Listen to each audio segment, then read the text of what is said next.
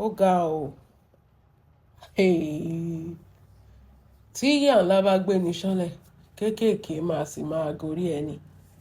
Boko Haram abókù sọ̀rọ̀ ìwọ náà wẹnu sí Queen Mother Lara oríṣiríṣi ìwọ náà wẹnu sí Queen Mother Lara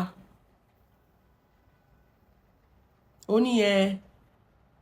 ní Lúmínì àti Ìjẹ̀ṣà tí ń fẹ́ra wọn kó tó di pé Ìyábọ̀ rán Ìjẹ̀ṣà lọ sẹ́wọ̀n.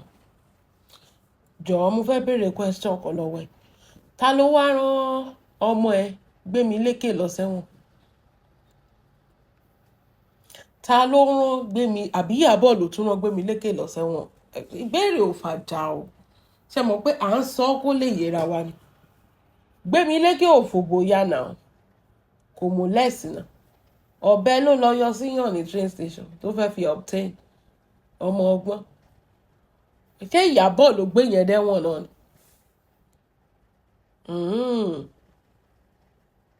Àbí wọn ò rí pé ọmọ kékeré lọmọ yẹn pé a kò mọ̀ ọmọ ṣe bóyá kàn tẹ̀ sọ pé òkè ọmọ kékeré ni Gbémilékè ọmọdé ló ń ṣe kàn fi sílẹ̀ wípé àwọn ọmọ kékeré ni ẹ fi lẹ̀. Ọ̀ máa fi lẹ̀ kò máa gún yàn kò máa gún èèyàn ó yọ̀bẹ sí yàn ò fi gbowó mà ní èlò ló gbà gan. Wọn máa fi lẹ̀ wọ́n máa ṣe sọ pé kó lọ ṣẹ̀wọ̀n. Wọn máa tún mú lọ juvenile. Wọn ò mú lọ juvenile o. Àwọn nǹkan tí mo fẹ́ kẹ́ ẹ understand ṣe rí àwọn wèrè tó ń sọ̀rọ̀ yìí ó yẹ kẹ́ ẹ ti mọ kinní kan pa wọn. Personal vendetta tó ti ní pẹ̀lú Ìyábọ̀. Torí pé kí ni irú Bukky báyìí ó wá gbowó lọ́wọ́ wa ni ó lè ní bàbá ẹ̀ ó lè ní òun fún ara ẹ̀ ó lè ó wá fi Ọlọ́run parọ́ fún wa pé ká dáwó pé tá bá dáwó òun máa bá wa gba justice for Mohbad. Ó gbowó tán ó fẹsẹ̀ fẹ́ ó wá ń kígbe Ìyábọ̀. Ìgbà tá à ń dáwó kò kígbe Ìyábọ̀ fún wa o ẹ̀yẹ́ yọ mí. Ìgbà tá à ń dáwó Boko Haram ò kígbe Ìyábọ̀ o, kò sí nǹkan kan pa Ìyábọ̀ o, àti ẹ̀ mọ̀ pé Ìyábọ̀ exist, kò sí owó tá a dá, kò sí owó tá a dá. A fẹ́ lè dáwó kí bàbá Mohbad fi ṣe ẹ̀pọ̀n gan níbi tá a dáwó dé, àdáwó lọ́ọ̀yà àdáwó SAN àdáwó autopsy toxicology gbogbo ẹ̀ lọ gbà lọ́wọ́ wa. Òun àtàwọn bàbá Mohbad ṣe àpapín, kò sí Ìyábọ̀ gbogbo yẹn o. Kò sí Ìyábọ̀ ní gbogbo yẹn o. Until now bó ṣe rí pé òun ti lulẹ̀ just like bí California ilẹ̀ ìjọba ilẹ̀ òòṣà bó ṣe lulẹ̀ yẹn tí wèrè yẹn wá jáde bẹ́ẹ̀ ni àti Bukky tún ṣe jáde tó ṣe bẹ́ẹ̀. Wọ́n mọ ṣe rí gbogbo nǹkan tó ń ṣe lórí social media géèmù ni ẹ̀yin gangan ní kínní.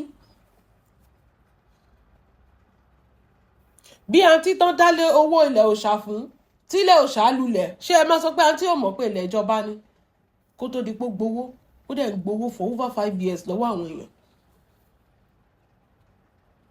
Àǹtí Bukky náà mọ̀ pé justice for Mohbad ó ti mọ̀ pé kò lórí kò ní dìbò kí ni àwọn náà fẹ́ obtain àwọn náà fẹ́ pọ́n láńbẹ̀ pé àwọn náà máa gbowó bó ṣe dénú justice ó lé gbogbo àwọn tó ti ń ṣe gbogbo àwọn yèé gbogbo wọn ló bá jà tán. Ó wá kọjú sí ó wá kóun nìkan ó gba gbogbo owó. Nísìnyí justice for Mohbad tó gbowó lọ́wọ́ wa ó máa lulẹ̀ mà ní. Ẹ má wọ́rí SAN yẹn ló lè ṣe ẹ má wọ́rí autopsy kejì yẹn ni second autopsy ẹ má wọ́rí àti pé lágbájá àti pé tàmẹ̀dọ̀ ẹ bá mi bèrè lọ́wọ́ àǹtí Bukky aláṣẹdànù aláṣẹtì dead body activist. The first activism tí Bukky ṣe òfo ló mú bọ̀ ń bẹ́ẹ̀. Justice for Mohbad nǹkan àti Bukky ibo lẹ́yìn ọdún ẹ̀sìn torí lẹ́yìn ìgbà tẹ́ ń gbowó tẹ́ ṣe àpapín gbogbo yín sá lọ ẹ̀ka ńlẹ̀ ni. Justice for Mohbad ńkọ́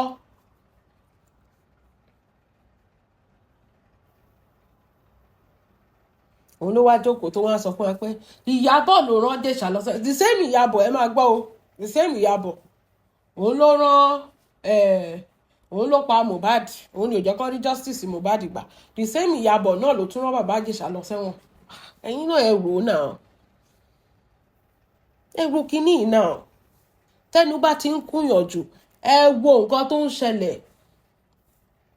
Ẹ má máa jẹ́ kó máa fajá torí pé àwọn èèyàn kò fẹ́ ṣe show ni. Nǹkan tẹ́ fẹ́ gbọ́ náà máa sọ fún yín so that outrage yín, ẹ̀yin náà máa rò pé wọ́n ń ṣe nǹkan kan. Pé kéèyàn máa pariwo kó máa fi ṣan sọ̀rọ̀ doesn't mean pé ó ń sòótọ́ ọ̀rọ̀ kan là ń sọ yìí sìn báyìí. Ọ̀rọ̀ tá à ń sọ yìí sìn báyìí ẹ lè fi pen àti paper yín kẹ́ fi decode ẹ̀ pé ṣé òótọ́ lẹ́lẹ́yà tí mò ń sọ àbò ń parọ́. Ẹ wo gbogbo ẹ̀ kẹ́ má fojú sentiment wò. Nǹkan tó báyé Nàìjíríà jẹ́ nìyẹn. Sentiment yín náà fi ń lórí yín. Views nìkan ni Bukky fẹ́ ṣe, wọ́n ti gbaṣẹ́ lọ́wọ́ ẹ̀. The more bẹ́ẹ̀ bá ṣe ń wò, the more ló ṣe máa make owó sí. So ó máa sọ nǹkan tó máa trigger yín so that ẹ máa glue sórí page ẹ̀. That is it. Ẹ wo àti monetization ó kan pa. That is just it. Ọ̀rọ̀ monetization ni kì í ṣe pé ó lọ fà. Kí ló máa jẹ nígbà tí ó ṣiṣẹ́ lọ́wọ́ ẹ̀ mọ́? Ó ti ṣe justice for Mohbad, ó ti ṣe láṣetì. Oríṣiríṣi court case ló wà lọ́wọ́ ẹ̀. Ẹ wá sọ pé kò ní sọ̀rọ̀ Iyabo. Of course ó máa barúkọ Iyabo jẹ́ ni kó tó lówó. Ẹ rí Ṣọlápé ni. Ṣọlápé sọ pé ó dìgbà tó pé wọ́n sọ pé kóun máa borúkọ Iyabo jẹ́ kóun lè tà. Ẹ wo Bukky náà. Kí ló fẹ́ jẹ tí ò bá ṣó lọ́rọ̀ kan tí Bukky máa sọ tí ò ní forúkọ Iyabo sí? Ẹ lọ wò. Kí ni ìyàtọ̀ Ṣọlápé àti Bukky Haram? Kí ni ìyàtọ̀ àwọn méjèèjì? Kí ni ìyàtọ̀ àwọn méjèèjì? Kò bá bàbá Mohbad sọ̀rọ̀ o. Èèyàn tó ń kígbe pé bí Lizzy náà ṣe bá Ìjẹ̀ṣà sọ̀rọ̀ náà nìyẹn. Àwọn lọ́dẹ̀ kígbe tẹ́ ẹ wá rò pé kí ni monetization kan pa. They have to trigger you. Àwọn yẹn wọn ò ní life wọn. They have to tell you what you want to hear so that they can jab you. More views equals more money. Ló bá tán. Bọ̀ bẹ́yìn bá ṣe ń believe pé Iyabo ṣe kinní kan. Ṣé Iyabo ló lọ dúró sórí podium 5 years ago? Àbí 3 years ago ìgbà tí Mohbad kú, òun ló lọ jókòó ní George. Kóòtù wọn náà ti gbé tí Iyabo wá tẹ̀ wá mọ ọlọ́pàá. Ṣó tún mọ gbogbo adájọ́ ni. Kóòtù wọn náà ti gbé ọ̀rọ̀ Mohbad dé. Kí ni wọn ti ṣe? Ta ni wọn ti interview? Iyabo náà ló wá sanwó. Iyabo ní return of earnings o. Òun ló sanwó gbogbo ọlọ́pàá, gbogbo adájọ́, gbogbo agbẹjọ́rò. Ó san from the left to the right. Ó sanwó fágbẹjọ́rò bàbá Mohbad. Ìyẹn sáǹtà adáwó fún Iyabo tún lọ fi owó bribe ẹ̀. Àbí nípa ti Ìjẹ̀ṣà tí gbogbo wa rí fídíò báyìí níbi tó ti ń làkàṣe bí nǹkan tó ń rí evidence nílé ẹjọ́.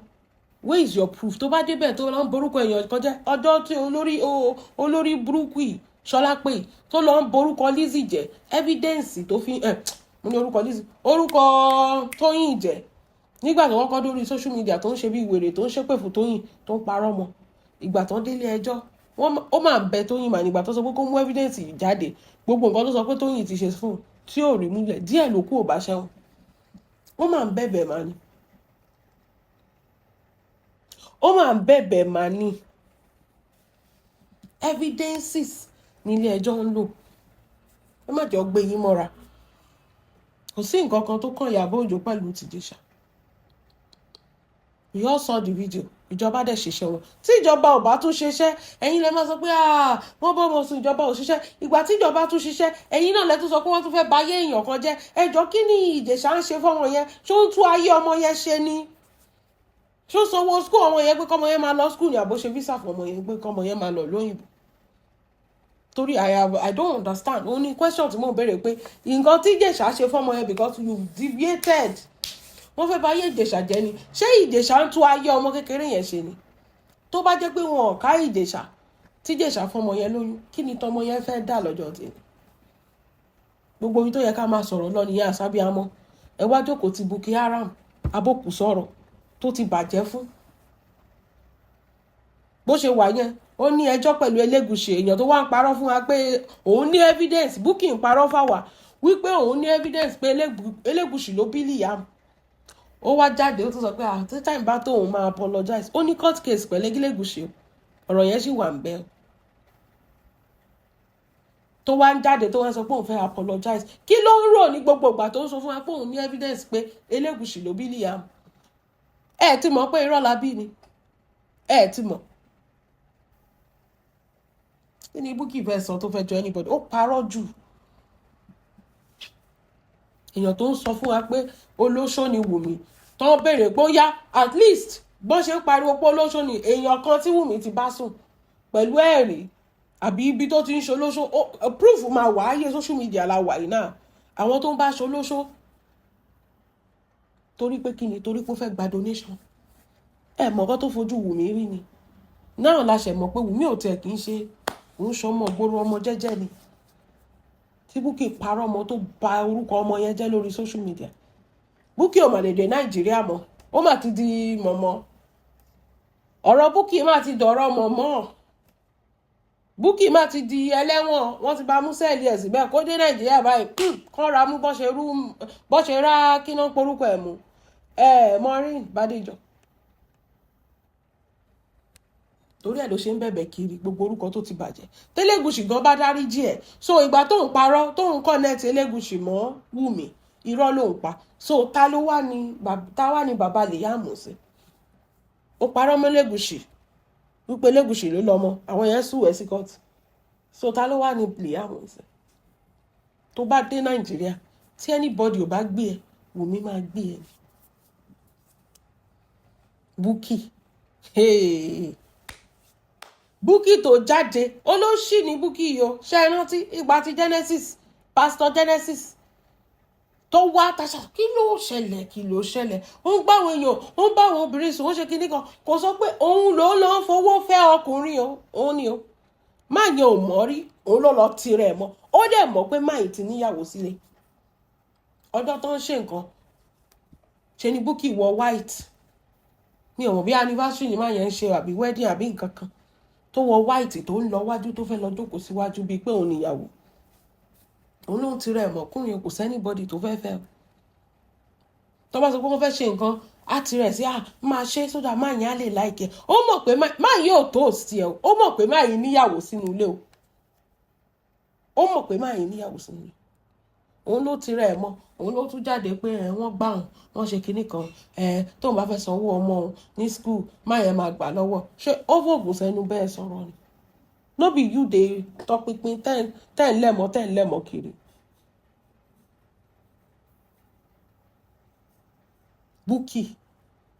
Bukky lẹ́ ń sọ tẹ́ ẹ̀ fi ìdá lálẹ́ gàràgà personal vendetta torí pé Ọlọ́run ò fi Wùmí fún mú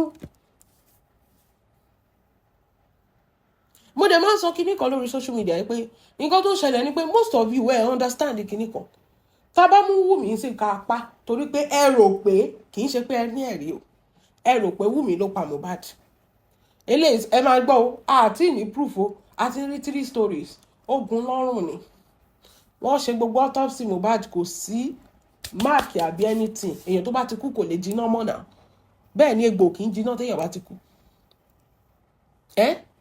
bàbá Mohbad tún gbé fọ́múlà kan lẹ́nu ọjọ́ mẹ́ta yìí ó ní alẹ́ Wùmí ló wá lu Mohbad pa mọ́nú ilé ẹ̀yin kan tó sọ pé ó tì í látòkè ikú mélòó gan ni Mohbad nǹkan fẹ́ kú gan ẹ bá mi bèrè torí ikú ti di bíi 5 báyìí tí bá rántí tẹ bá rántí ẹ fi sínú comment section 3 tèmi rántí ni mo sọ fún yín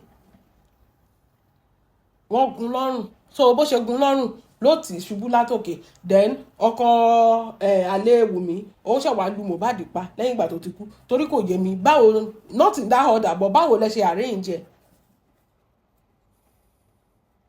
àbọ̀ wọn kọ́ lu Mohbad pa Wùmí ṣẹ̀wá lọ yọ railings ó ṣẹ̀wá fi gún lọ́rùn wọ́n ṣẹ̀wá gbé sókè wọ́n ṣẹ̀wá tì í ṣubú látòrí step torí kò yé mi ikú mélòó ló ń pààyàn yín èèyàn mi ikú mélòó ló fẹ́ pààyàn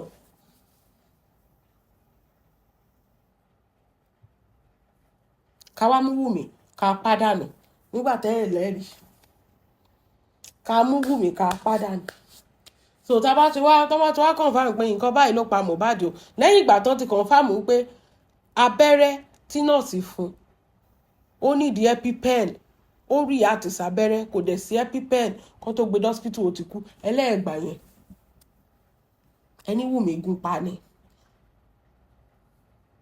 àwa mú Wùmí ká pàdánù torí pé ẹ̀yin ò gbà, ẹ̀yin ò ń ṣe sáyẹ̀nsì o, ẹ kì í ṣe autopsy o, ẹ sí inú ilé o, ẹ kì í ṣèjọba o. 15 people tó wà nínú ilé kò sẹ́nibọ́dì tó gbọ́ àbí tó rí Wùmí ibi tó ti Mohbad ṣubú àbí ibi tó ti gun lọ́rùn àbí ibi tó ti tí àlè wọlé wá ó gòkè lọ ó dẹ̀ lọ pa Mohbad láàrin àwọn boys ẹ̀ gbogbo wọn dẹ̀ wò àbí ó ìlò egbé ó kọ́wọ́ kan sókè ó gbẹ́sẹ̀ kan sókè báyìí ó dẹ̀ ra wọlé ó pa Mohbad ó dẹ̀ tún lo egbé ká ó tún lo egbé ó tún jáde.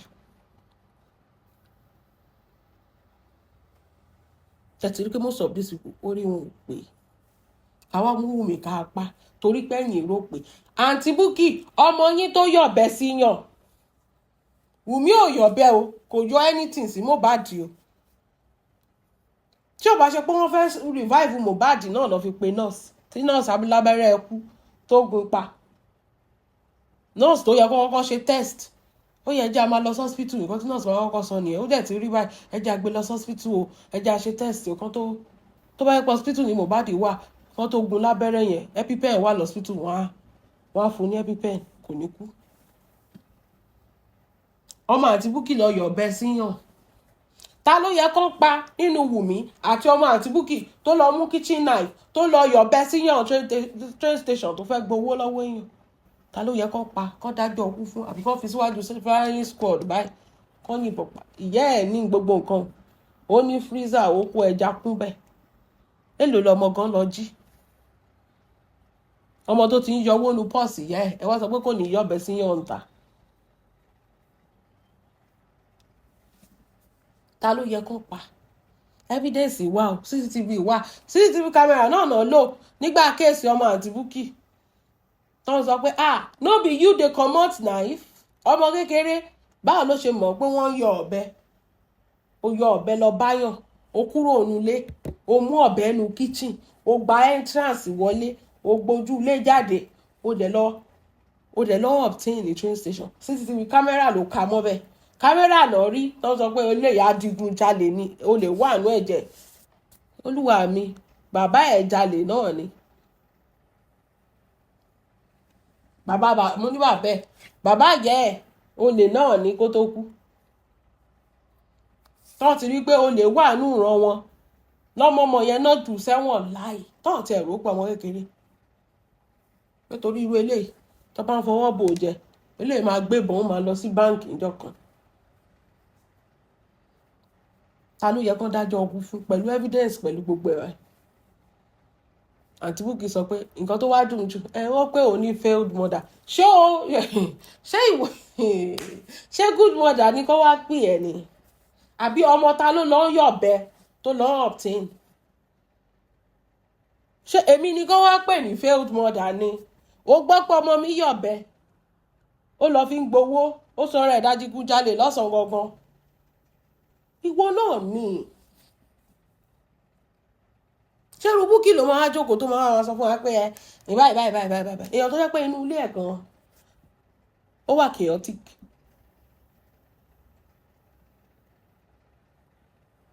ó wá sọ̀rọ̀ Ìyábọ̀ kí ló fẹ́ sọ pa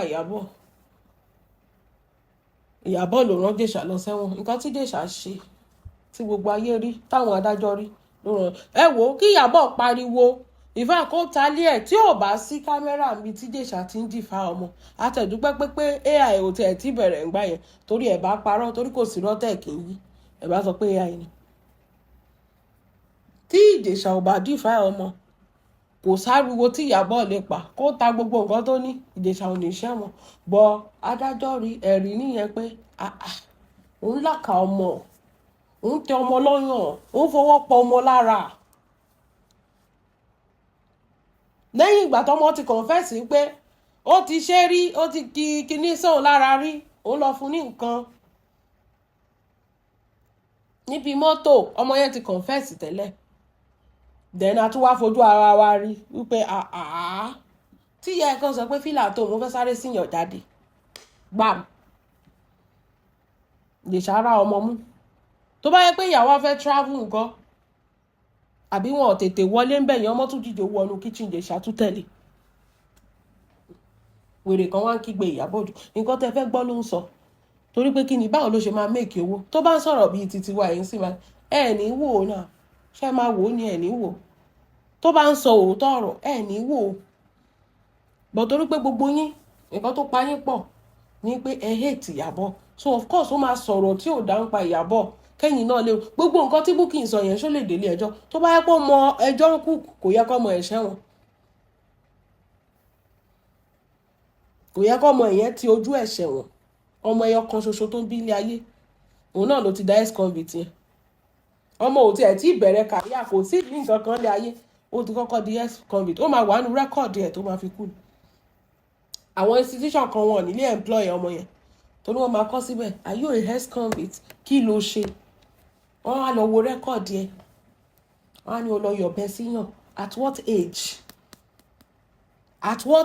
ẹ̀yin èèyàn mi at what age Bukky ló fẹ́ sọ̀rọ̀ tẹ́yìn fẹ́ gbọ́ ẹ̀yin lẹ mọ̀ nǹkan tẹ́yìn wá lọ sọ́dọ̀ Bukky o ẹ̀yin lẹ mọ̀ nǹkan tẹ́yìn ó máa gbélé yín lọ́wọ́ ni ó lè dínran ni ó máa gbélé yín lọ́wọ́ ni Iyabo ò ní nǹkan kan ṣe nínú gbogbo nǹkan tó ṣẹlẹ̀ tó bá Ìjẹ̀ṣà ní bèbè ẹ̀ agbẹjọ́rò àbí adájọ́ ò ní rán lọ sí court wọ́n ní rán lọ sí jail wọ́n bá ń bèbè ẹ̀ ọlọ́pàá kọ́kọ́ gbé wọ́n kọ́ tì mọ́ bí wọ́n tì mọ́ bẹ̀yẹn wọ́n investigate kó tó di pé ẹ̀ mọ́ yes tó fi investigate gbogbo kéèsì ló over 1 year kó tó di pé wọ́n rí pé lóòótọ́ ó jẹ̀bi